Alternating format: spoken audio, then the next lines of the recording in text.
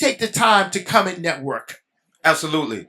My business is Legendary Fit Financial. The FIT is an acronym. It stands for Family Integrity Triumph. So we believe that family is the cornerstone of any great, strong community.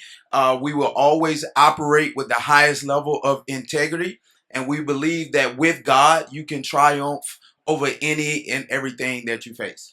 Fantastic, brother. And now you do this, you bring this information to people authentically, right? You're not just telling them about what they could be doing, you're showing them. Absolutely. And here at Hush Harbor, we understand everybody got their phones up, right? Doesn't it feel good to have your phone put up for a moment? For us to just to connect with each other. How many of you all, by show of hands, wrote a number down of a name of somebody you didn't know before you came in here? This is what Hush Harbor is about. Getting us back to making the connection. And that connection is what our ancestors did. And one of the things, brother, you're doing is you're connecting like-minded individuals on the journey to be positive, powerfully connected with dollars and their cents. Tell us about this. Why does this money matter like this, brother? Absolutely. So we're in a capitalistic society, and so you alluded to it. If your money is funny, everything is off.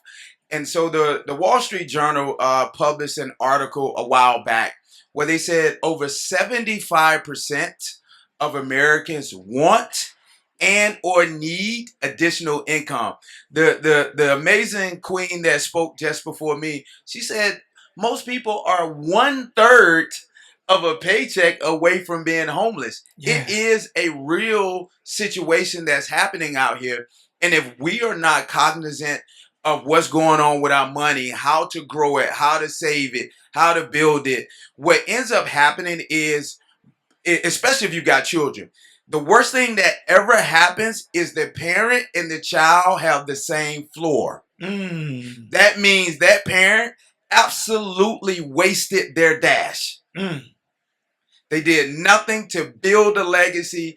When they pass away and they're no longer here, the best that the child has is their last name. Ooh, you made me sit up on this one. Okay, I got to button up a little bit, right? Okay, because I'm thinking about the way I spend money, right? I mean, I love my 2 children, but when my daughter says, "Daddy," I'm like, okay, I don't know if my wallet in my right pocket or left pocket, because I know it's coming to money, right? Yeah. Love her, and she's gonna watch this. Absolutely. But I'm blessed because of you. We met a while back, Right. and you got me to start thinking about every cent. Can you get everyone listening to this conversation, those who are watching, do what you did to me? You asked me some questions about my money, man, that made me go back to my little ones and say, we got to think about how we spend this money differently. Absolutely. One of the first things that you want to understand is, like, what do you want your legacy to be? Whether you have children or not, everyone in here is connected to something. So no one is an island. So you're all connected to something. What do you want your legacy to be? That's the first question you should always ask yourself. All right, and once you've answered that question, you want to understand, what is your money blueprint? And so what exactly is a money blueprint? We all grow up with some type of relationship that we have with money. And a lot of times it's the language. Money is energy. And so as you're kind of speaking about it, it's attracted to certain things. So if I'm speaking negatively, you can, if everything is no, we can't, you don't realize how much that you're speaking into that money blueprint, but it's what you've always experienced. And until you have a paradigm shift, meaning you've gotten into places where someone can educate you on how money works, then you'll continue to have that same money blueprint that you had. And so I tend to share with people one thing that's very significant. We call it the ABCs. Come on now. I learned them years ago. Yeah. and so the A stands for associations. You show me your net worth, I will show you what your net worth will be. Yeah. So we are a direct reflection of the 5 to 10 people we spend the most time with.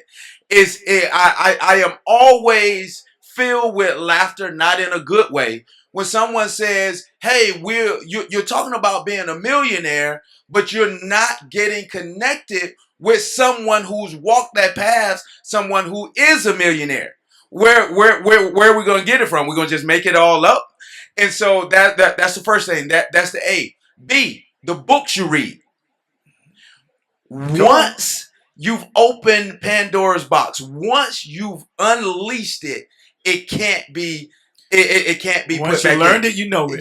There it is. And so that's how you're going to change your money blueprint. You've got to learn how money works. Yes.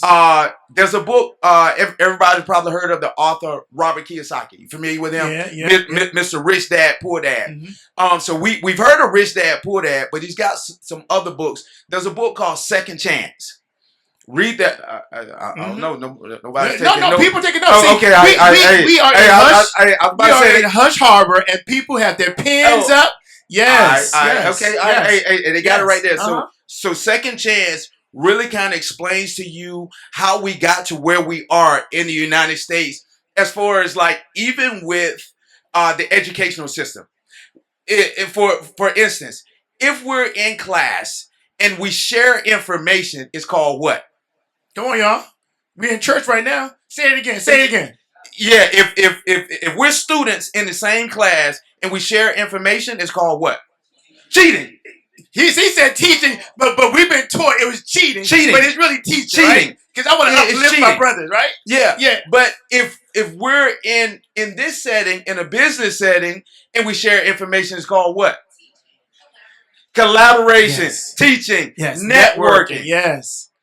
And so school was never there for us to learn how to be business owners. It was there for us to learn how to be employees. Second Chance teaches you about that.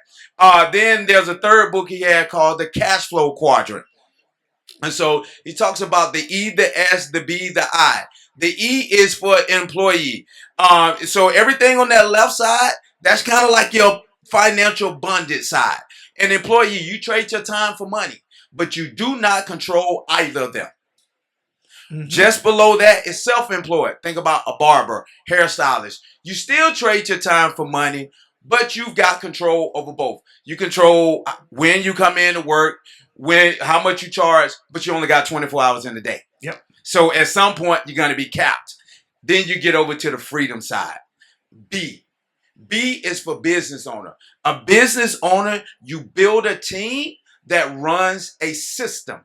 System is just an acronym that stands for save yourself time, energy, money. Hold on. Yeah. I only see this. Oh, you got your pen out? Okay, gotcha. Got your pen out?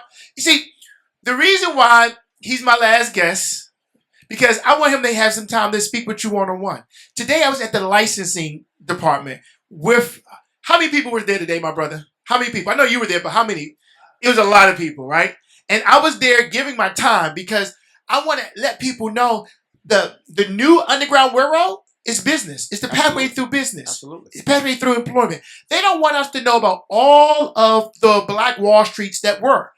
Where we go into Central Park, that was a Black Wall Street. That was a community that was literally on purpose destroyed. Where you go and fly in Dallas, my travel agency, you fly in and out of Dallas, that was a Black Wall Street community. And not only did it have a church, it had hospitals, it had barbers. It was a community. My brother, his whole thing is from 8th Street was a Black Wall Street. Yeah. My restaurant used to be on 8th Street.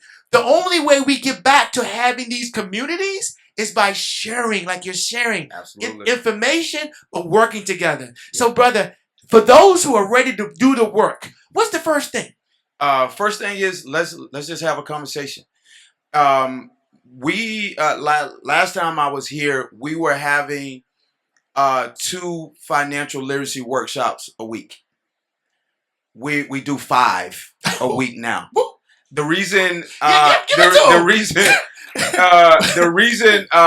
we weren't here earlier is because we just opened a new office in Arlington about a month ago to be able to actually service this area because we got an office in Beltsville, Maryland, which has been our primary location, but the need is growing, and we're expecting to probably open another 6 to 8 offices throughout the DMV in the next 6 to 12 months. Now, for those who are thinking about those offices, and these are offices of wealth creation through this information, but through the networking. But what exactly are we learning about wealth and money? Because I want y'all to go home and be like, I'm connected, but I know that the learning starts when I wake up.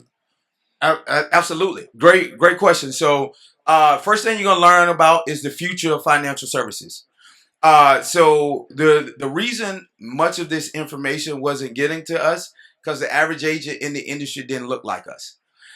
So it's just that simple. The average agent in the industry was a 61-year-old Caucasian male. We weren't getting this information. He had one foot in the business. The other foot was on the golf course. Couldn't wait to get to retirement. We tend to do what? Share information with, buy from, and hang around people who look, sound, and talk like us. So he was just, we weren't getting access to this information.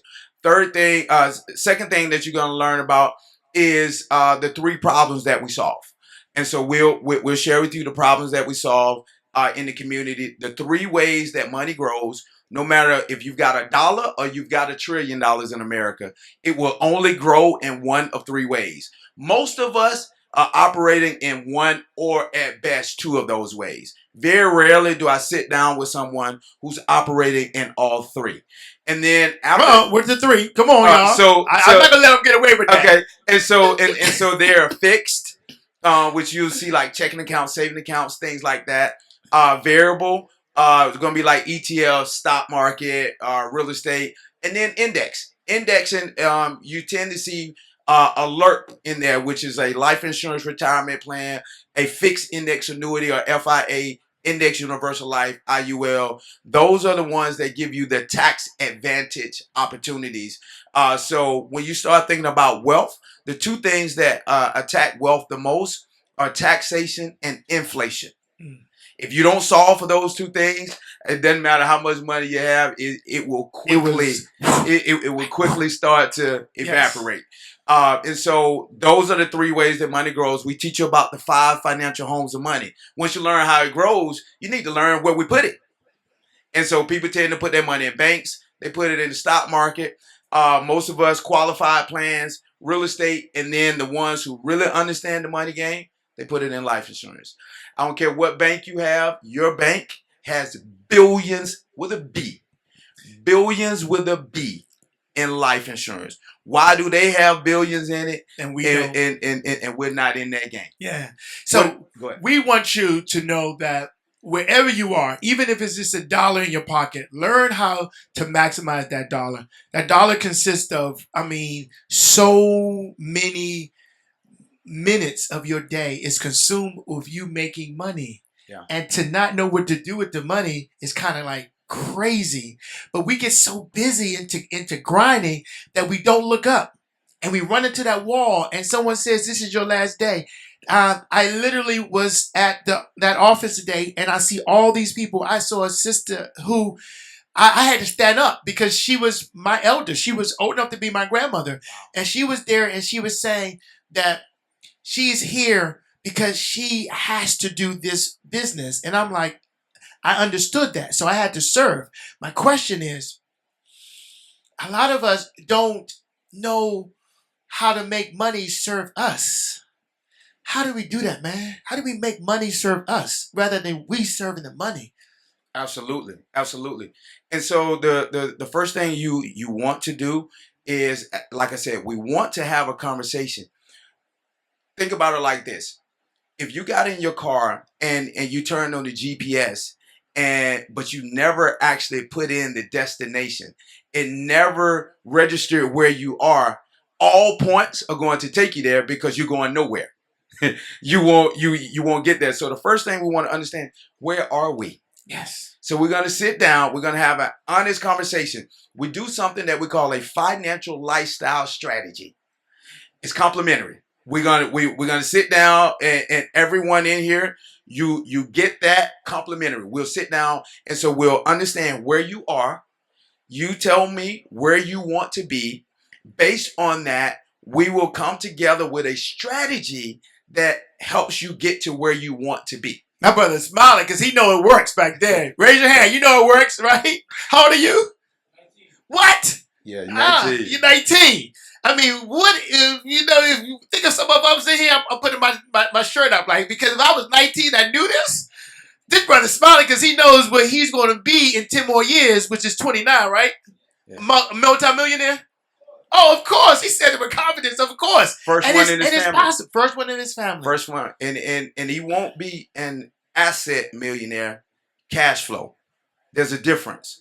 Asset millionaire, you just a millionaire on paper, but you got to sell everything you got to actually have millions. That money. Yeah, it's a different cash flow millionaire. I'm fortunate. I know that young man, and I get the opportunity to kind of coach and mentor and hang out with him. He certainly, without a shadow of a doubt, will be the first millionaire in his family. I love it, and that's the other piece. Let's give it up. When your business allows you to be of service to others, who did you become? Oh my gosh. Like one of the greatest gifts God can give you is the ability to serve someone else. Like it unlocks everything because you have to become a greater version of yourself so that you can in turn pour into them. You can't pour from an empty cup. Nope. So it requires me to daily stay in a position of learning, stay humble. My day starts with gratitude. Before my feet touch the floor, I'm giving God glory that 1, I've got breath. 2, I've got another shot. 3, I'm going to pray because I don't just want, I need his guidance through this day. I don't know what's going to happen. He does. Yeah. And so I need my steps to be ordered so that I am efficient and effective in kingdom business. Because everything that I do, I know I affect the lives of those around me. It's my burden, it's my responsibility to make sure that is a positive effect. So when I understand that today I may be sowing, today I may be watering, today I may be reaping, wherever stage I'm in, I'm going to be doing the work. You're doing the work. Doing the work. Now, that microphone is hot. And before he gets up, y'all, throw some questions. I know you got a question, my sister, who comes from California. I love you for being here. Come on now. Come on, sister.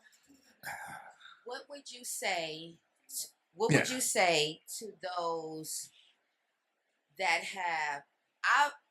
I believe in financial trauma.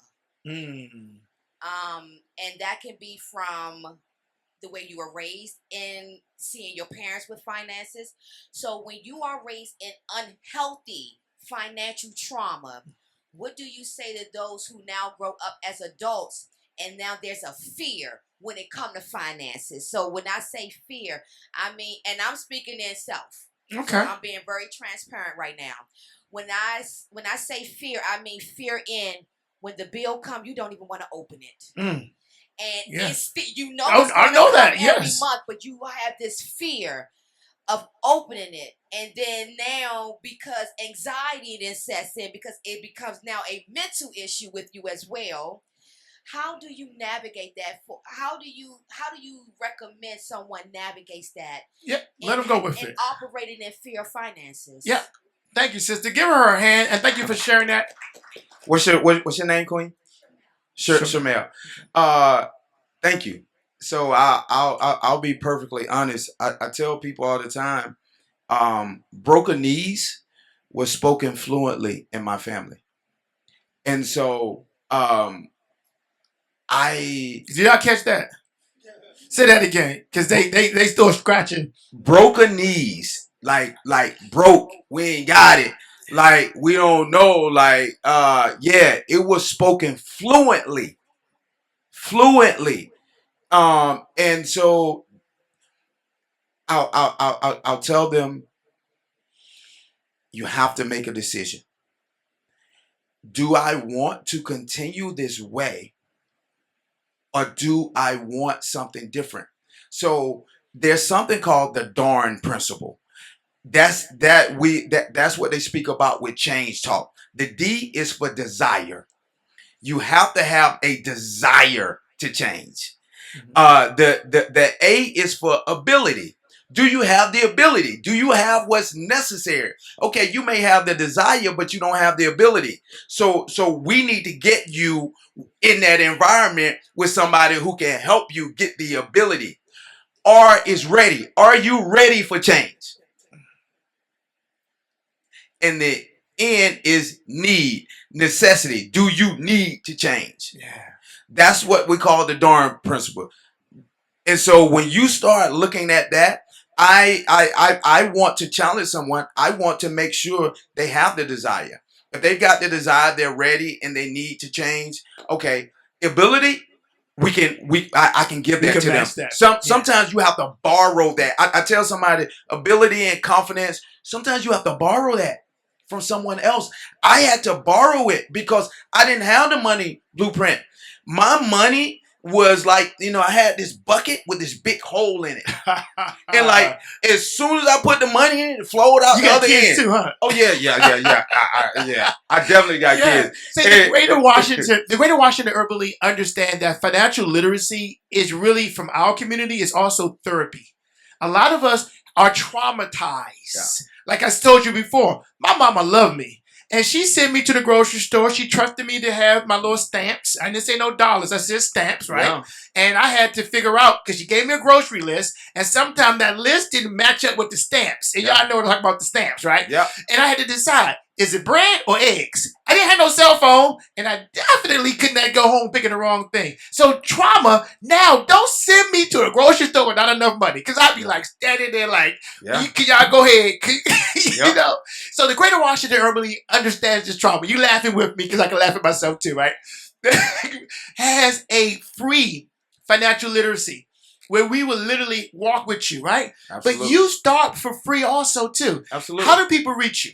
Yeah, so I'll give you my Instagram, and I'll give you my cell number as well. So on Instagram, I'm at Mr. Legacy Builder 45. That's Instagram. And then I'm also on Facebook as my name, Anthony Atwater. TikTok is Mr. Legacy Builder 45. But please take down my number. Give me a call. It's 202-749-0643. My name is Anthony. Would love to connect with you. I'm going to be co-hosting another wealth building financial literacy event tomorrow at 7 p.m. at my office in Beltsville. If you are looking to come through, just give me a call, text me, and what I'll do is I'll add you to the guest list. Seating is limited, so just let me know tonight, and I'll get you there. For those of you who may not be in the area, we're gonna do a big one. We're renting out the Renaissance Hotel in Baltimore, so we'll have one there Saturday as well at 10 a.m. Sometimes being around the right people, you get a different energy. You get a different vibration being in the company. Today, I was with the Office of Licensing, and being there, I had the pleasure of just knowing that we ain't scared. When we ready to show up, people were there. And then I had a sister call, say, Mr. Tate, I just got laid off. Mr. Tate, I'm just getting divorced, and I got 2 kids. And I asked her, well, what do you do naturally? And she revealed she does taxes. Oh, Lord. I said, what's your next? And think about all of the people who, just like you, who are unemployed now, not because you quit, because you got that riff, and they need to figure out how to balance that money that they have with that package or no package. And how do you provide service? And she said, I never thought. I'm telling you, there's an opportunity that you have right there at you. And you got that today, right? When you left that table, that sister gave you some thought, right? Yeah. And that thought leads you. And I'm asking you to think about what's your next. What do you need to do now to get to that next? So if there's no other questions, I got one question for him. Anybody else got a question? Come on, there's no wrong questions. He's here. Come on. Hey, what's happening, King? All right, so for somebody that has no knowledge of financial literacy, who is coming into the community with no real funds except for his paycheck, besides coming to your class and calling you, what would be a good path to travel? Absolutely. Thank you. Thank you. Give him that to him. Yeah, great, Yes, great, please. great question. What's your name, King? My name is John. John. Nice to meet you, King. John. So first thing we want to understand is, like I said, what's going in and out. Because sometimes we don't realize we have certain things that we are spending money on. You know, you got this subscription that you started that you forgot is charging you $15, $20, whatever a month that it's just on autopilot. You jumped on, you want to watch something on television one time, oh man, it's coming out. Or you want to get something. So make sure that if we are operating on the necessities or is it a want, what can we change there? If everything you have is an absolute necessity, we need more income. Because at some point, we can't just keep cutting and keep saving. We just need to make more money. And so for those people, I help them earn income outside of what they're doing as well. So I show them how they can get a license in my industry, 3 to 5 days. I walk you through it and help you earn income outside of that to be able to supplement what you do. And I call it being a defensive entrepreneur. Because you got to keep your day job because it's keeping the lights on right now until you get what Les Brown calls walk away money. And so we want to get you, we want to get you, hey, keep the job. Yes. Now, once we get you free, you got options. Yeah, you got options. Yes. You want options. But if you've got more month than money, you don't really have options. We've got to figure out, okay, is there something we can eliminate? If not, we got to earn more. It's just, it's the times. Everything with inflation and all of that. So we just need to earn more. Earn more. Yeah. Thank you so much. Yeah, of course. And we all have earning powers. Just like the sisters, when she talked to someone, it happened to be me, but when people talk to you, you're able to see things that they can't see because they're in that trench. Right. And it's not that we're special, we're just in that trench. So that's why I'm asking you to volunteer to be that sight for someone else who's in that trench at the Dream Center, right? But brother, the other thing is, and my last question to you, is sometimes we see what you are doing louder than we hear what you're saying, right? Absolutely. So what's next for you? Because you get up, like you said, in a gratitude mood, but that gratitude is also elevating you to a higher level of next. What's next for you, brother? Share that with us. Yeah, man. So that's a great question. Thank you, brother. My parents messed me up when I was young. They actually told me I was great. No, Believe. No, and I believed them right away. I did. I believed there was nothing that I couldn't accomplish if I put the work in, I put the time in, and so. Ever since I was a little boy, I always believed that. And so because I believe that, God birthed in my spirit, through what I do, I want to create 1,000 millionaires. Say that loud. Let me hear that. I want to create 1,000 millionaires. Yes. Let's rock. Yeah. I want to create 1,000 millionaires. I want to free our people so that they can operate on a different level. I asked a question to someone I was speaking with today. I said, if time and money were no issue, no object, what would you be doing? And you know what? Because life hit us and we stopped dreaming, He's like, I got to get back to you on that. Mm. Because so you can tell when life has really, as you said, you get that financial trauma. Life is giving you a nice combo, kind of like Bud Crawford gave my man the other night. Yeah. Every time you think you're gonna get ahead, that your power gave you that jab. Oh man, you shake it off like, all right, life, I'm coming back. And then you step in there again and they give you a 3-piece. Pop, pop, pop, pop. Damn it, life. Man, I'm trying to get it right.